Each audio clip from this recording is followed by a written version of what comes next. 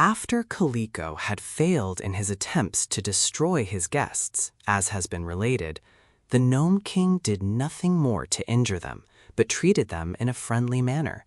He refused, however, to permit Inga to see or to speak with his father and mother, or even to know in what part of the underground caverns they were confined.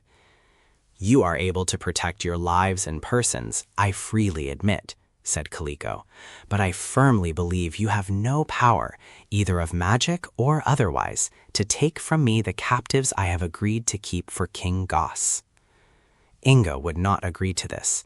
He determined not to leave the caverns until he had liberated his father and mother, although he did not then know how that could be accomplished. As for Rinkitink, the jolly king was well fed and had a good bed to sleep upon, so he was not worrying about anything and seemed in no hurry to go away. Kaliko and Rinkitink were engaged in pitching a game with solid gold quoits on the floor of the royal chamber, and Inga and Bilbil were watching them when Click came running in, his hair standing on end with excitement, and cried out that the Wizard of Oz and Dorothy were approaching. Kaliko turned pale on hearing this unwelcome news, and abandoning his game, went to sit in his ivory throne and try to think what had brought these fearful visitors to his domain. "Who is Dorothy?" asked Inga.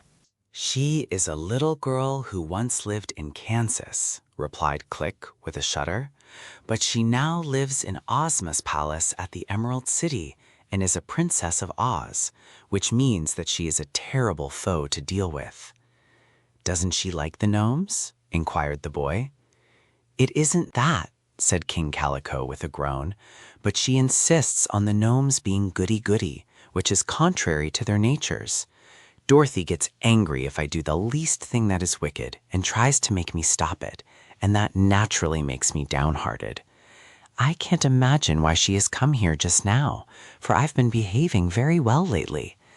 As for that Wizard of Oz, he's chock full of magic that I can't overcome, for he learned it from Glinda, who is the most powerful sorceress in the world. Woe is me! Why didn't Dorothy and the wizard stay in Oz where they belong?" Inga and Rinkitink listened to this with much joy, for at once the idea came to them both to plead with Dorothy to help them. Even Bilbil pricked up his ears when he heard the Wizard of Oz mentioned, and the goat seemed much less surly and more thoughtful than usual. A few minutes later, a gnome came to say that Dorothy and the wizard had arrived and demanded admittance, so Click was sent to usher them into the royal presence of the Gnome King.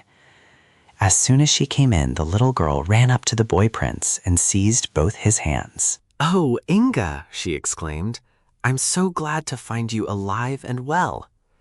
Inga was astonished at so warm a greeting.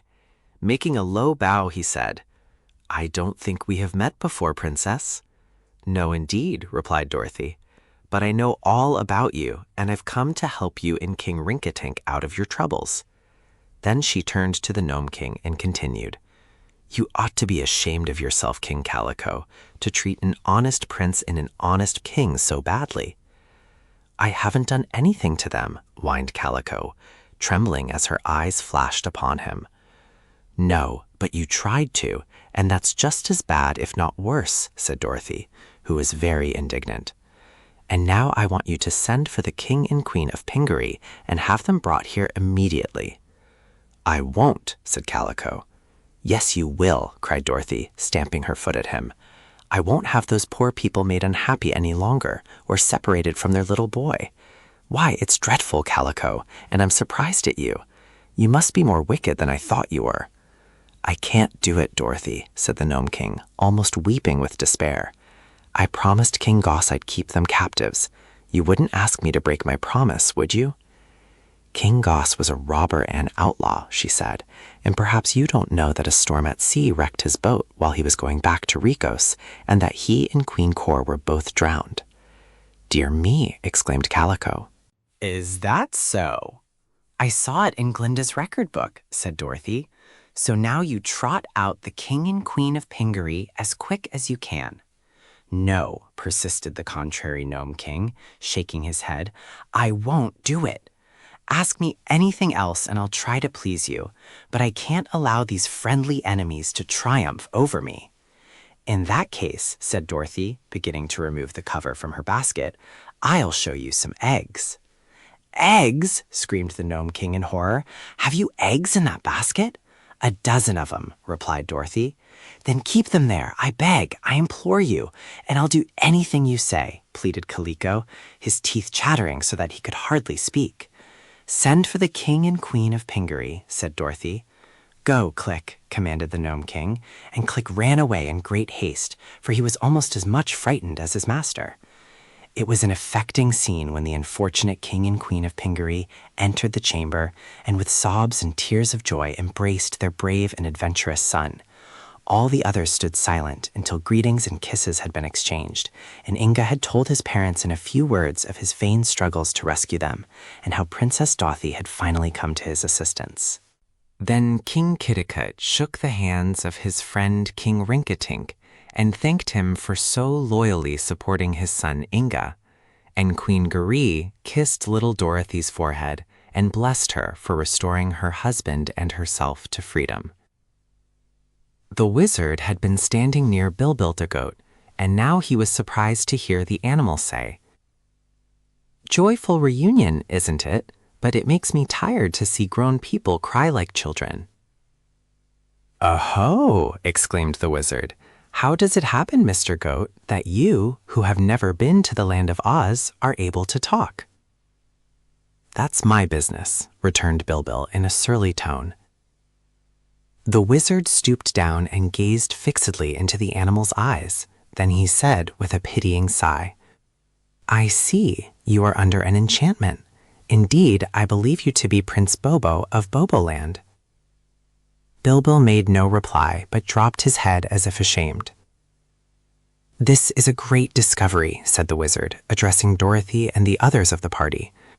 "A good many years ago, a cruel magician transformed the gallant Prince of Boboland into a talking goat, and this goat, being ashamed of his condition, ran away and was never after seen in Boboland, which is a country far to the south of here, but bordering on the deadly desert, opposite the land of Oz. I heard of this story long ago, and know that a diligent search has been made for the enchanted prince, without result. But I am well assured that in the animal you call Bilbil, I have discovered the unhappy Prince of Boboland." "Dear me, Bilbil," said Rinkitink, "why have you never told me this?" "What would be the use?" asked Bilbil in a low voice, and still refusing to look up. "The use?" repeated Rinkitink, puzzled. "Yes, that's the trouble," said the wizard. "It is one of the most powerful enchantments ever accomplished, and the magician is now dead, and the secret of the anti-charm lost. Even I, with all my skill, cannot restore Prince Bobo to his proper form.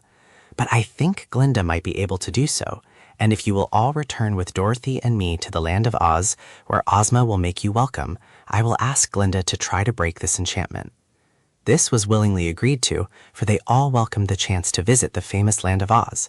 So they bade goodbye to King Calico, whom Dorothy warned not to be wicked anymore if he could help it, and the entire party returned over the magic carpet to the land of Oz. They filled the red wagon, which was still waiting for them, pretty full, but the sawhorse didn't mind that, and with wonderful speed carried them safely to the Emerald City. Ozma's Banquet.